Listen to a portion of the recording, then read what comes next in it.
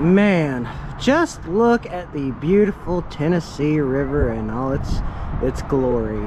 Which brings us to this video for the day. The Nina and Pinta what am I trying to say? The Nina and Pinta replicas.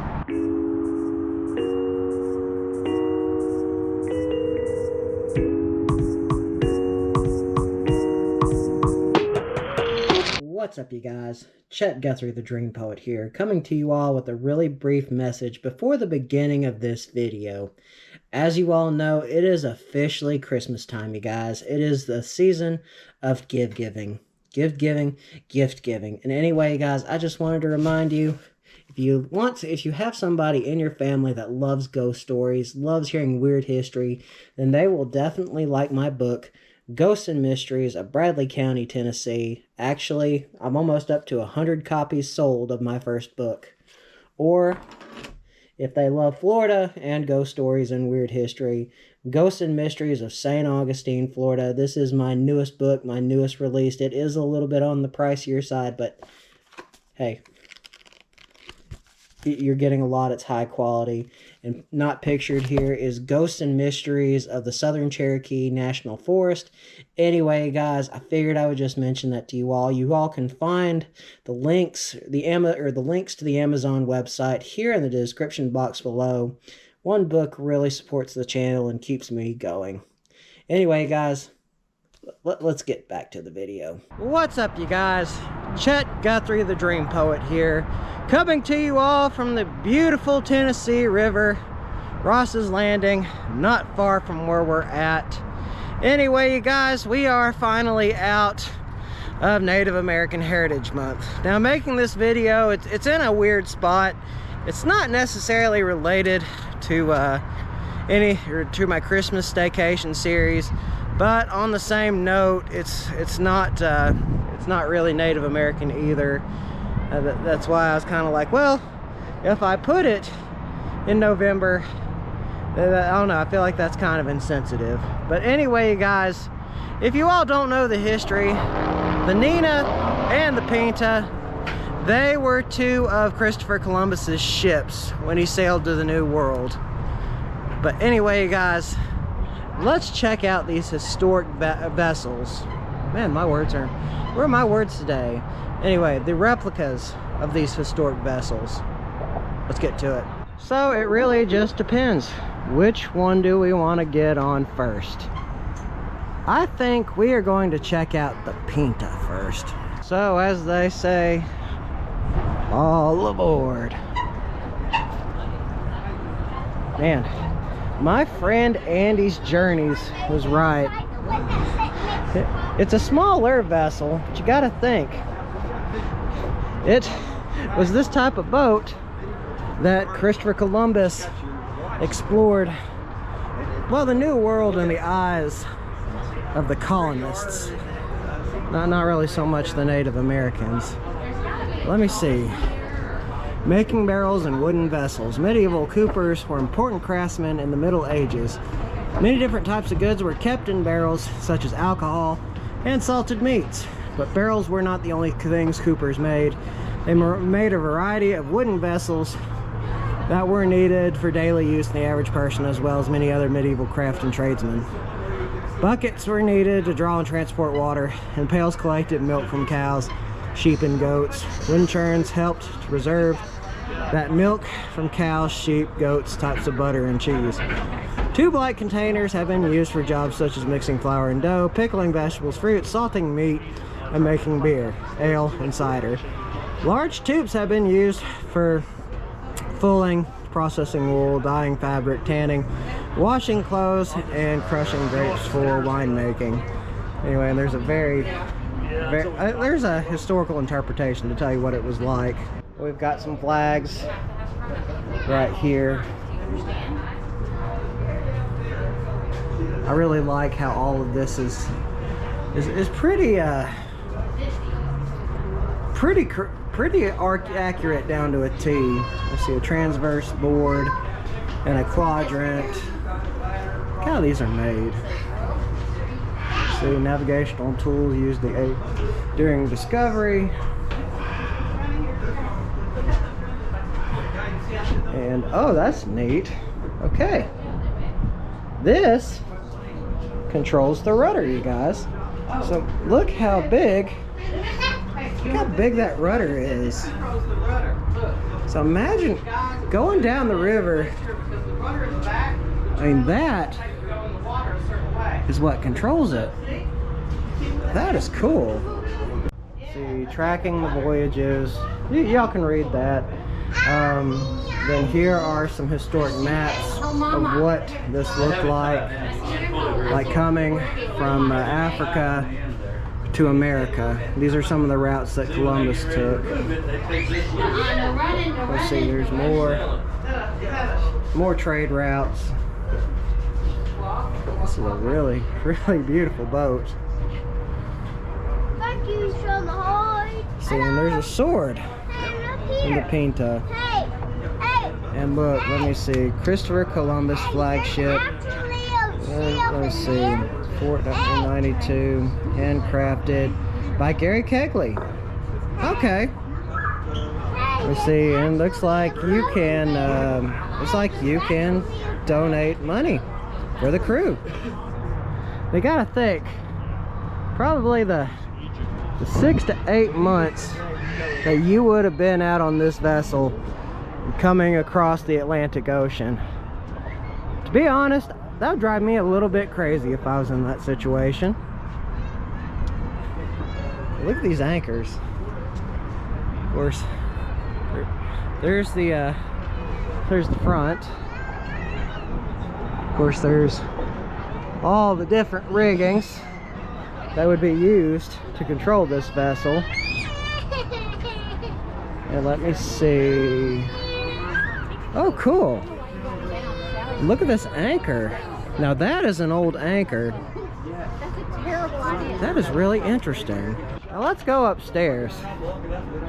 Looks like we chose a very interesting day to come, you guys. A lot of kids. A lot of loudness. But you know what? I think you guys have heard me enough. Hey, there's a boat down there. There's a boat down there. Yeah, I heard that, you guys. Like I was saying, I don't want to sound like a broken record, you guys. This is beautiful. Of course, there's the Southern Belle right there.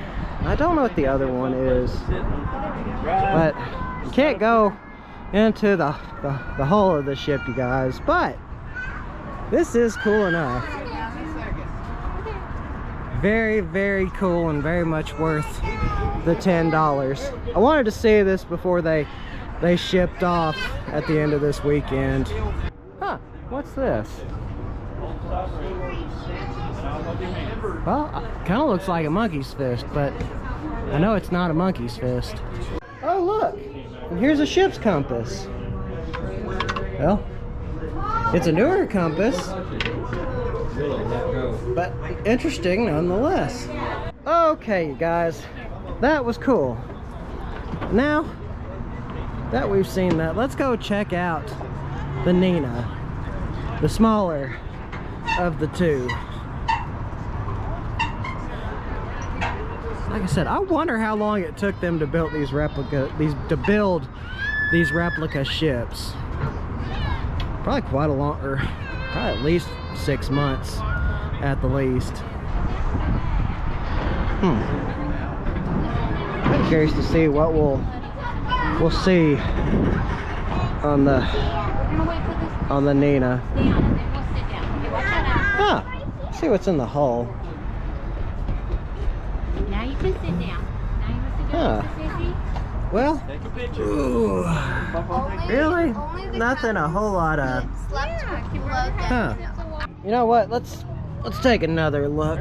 Let's see. So really, nothing too much. Okay, we found that one. Kind of like the Pinta. You can't really go down there. Let me see. Ooh, look at this. This is a windlass. A windlass provides the mechanical advantage needed to handle heavy anchors a Carnival carries. Caravel carries. It can also be used to catch the ship out of shallow water or up on a wharf. The wooden handles provide leverage and are moved as the drum turns. Oh, interesting. So, Oh, we were so close. We looked you all- pull this, Thank you. That's the last thing. and well, Oh, it that we found controls the anchor. We couldn't find. Huh. Did you find the one on the top? That is fascinating.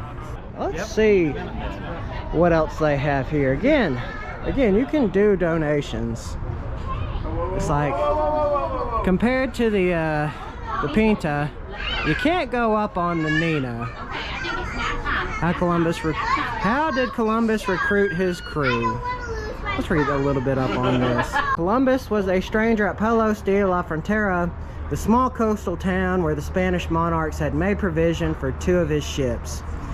He had virtually no connections to either common sailors or officers and was therefore obliged to rely on the help of 2 prominent seafaring families.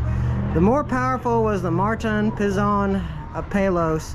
The other was Juan Nino of the nearby Andalusian town of Maguar. Together with Columbus, the Pinzos and Ninos managed to recruit about 90 men and boys for the 3 vessels.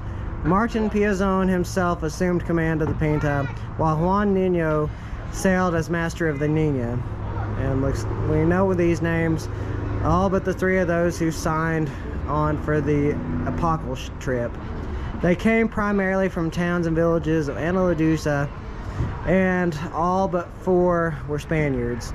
Columbus was of course one of the foreigners. Each ship had a master, a captain, a pilot, a marshal, and a surgeon, supported by the usual complement of able seamen and cabin boys. Now that is fascinating. Let's see what they have back here.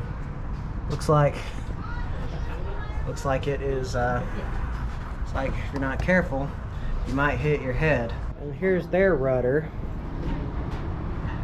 Very similar to what we saw on the Nina, or no, not the Nina, the Pinta. This way, you push it, and it controls the ship. And let me see. Of course, they have a crucifix. The tiller, manned by 1 person. Steering this mechanism was used during the Age of Discovery, and is still used to this day. The steering wheel, it was not seen until the early 1700s. And there's a timeline of exploration. Oh, and that's cool. Look, they have a ballast stone. They used to put these at the hull of the ship to keep it balanced. Like, that's one telltale sign. When you look at for shipwrecks, you will find these, like, usually in the shape of like a ship's hull, and that's usually a pretty big indicator of a ship that sank there.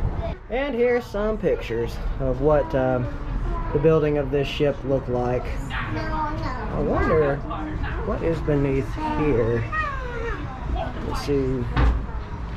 Captain's quarters. A small cabin with 2 bunks and a very small navigation desk are here below. This was the only private space of Columbus, and there was only 4 feet of headroom and no ventilation except for the hatch opening. Well, that would drive me crazy. See, oh, awesome, look.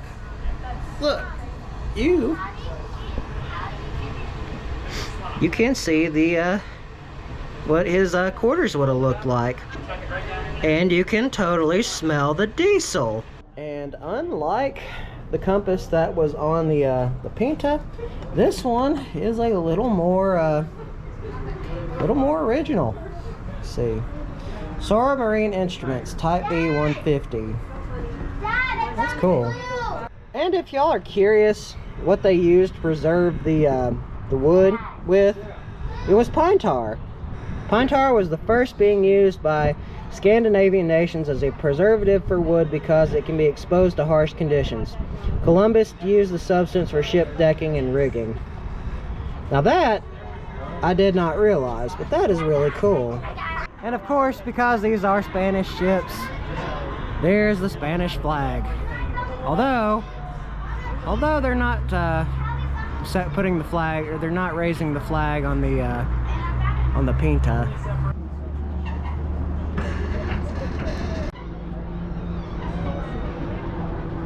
Now that is something that you would not see on a medieval boat or a medieval ship. It's an actual diesel engine, putting water or running water through its engines. But before we end this vlog, you guys, let's take a look at how big these rudders are. God, and you gotta think, that's probably about 5-10 feet of draft right there. Let's see what it looks like on the Nina. Again, you can just get an idea of like how far it goes down. I mean, that's at least 7-8 feet.